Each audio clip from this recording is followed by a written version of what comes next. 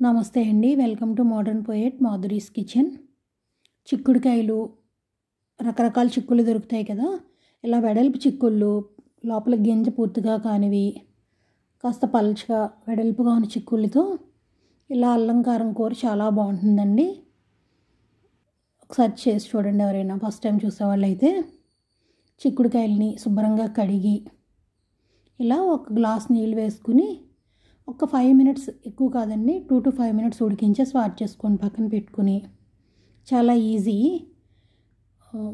రెగ్యులర్గా ఉల్లి వెల్లుల్లి ఇవన్నీ వేసే కన్నా ఇలా ఉప్మా పోపుతో చాలా బాగుంటుంది. ట్రై చేయండి. 1 అంగుళం అల్లం తురుము, పచ్చిమిర్చి, కారానికి సరిపడా పచ్చిమిర్చి, శనగపప్పు, మినప్పప్పు, కాస్త జీలకర్ర, 2 స్పూన్స్ ఆయిల్ వేసుకుని మనం తీసుకున్న 1/2 కేజీ చిక్కుళ్ళు, కాస్త వెడల్పుగా ఉండే చిక్కుళ్ళు వస్తాయి కదా, పిక్క సరిగ్గా లేని చిక్కుళ్ళకి ఈ కూర బాగుంటుంది అన్నమాట. తాలింపు వేగిన తర్వాత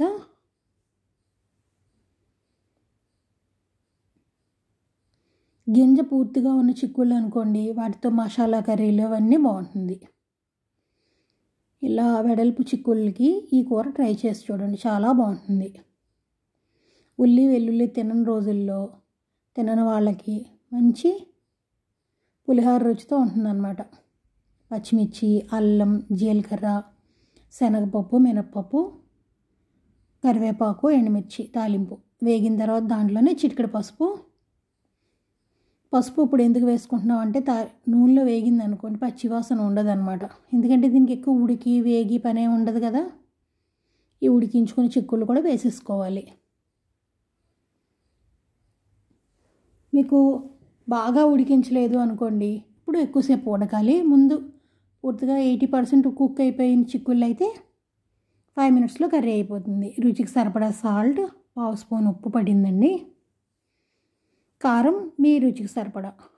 ముందు మనం పచ్చిమిర్చి ఎండుమిర్చి వేసుకున్నాం కదా, కారం పెద్దగా పట్టదు.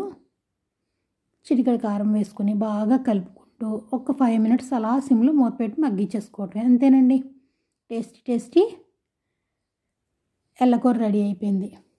చల్లారిన తర్వాత ఇష్టం ఉన్న వాళ్ళు ఒక 1/2 స్పూన్ నిమ్మరసం కూడా వేసుకోండి, చాలా బాగుంటుంది. మనకి వేడివేడి అన్నంలో నెయ్యి వేసుకుని కానీ ఇది కానీ కలుపుకొని తింటే పులిహోర తింటున్నట్టు ఉంటుంది అనమాట. చాలా బాగుంటుంది. తప్పకుండా ట్రై చేసి చూడండి. చిక్కుడుకాయ ఎల్లకారం కూర.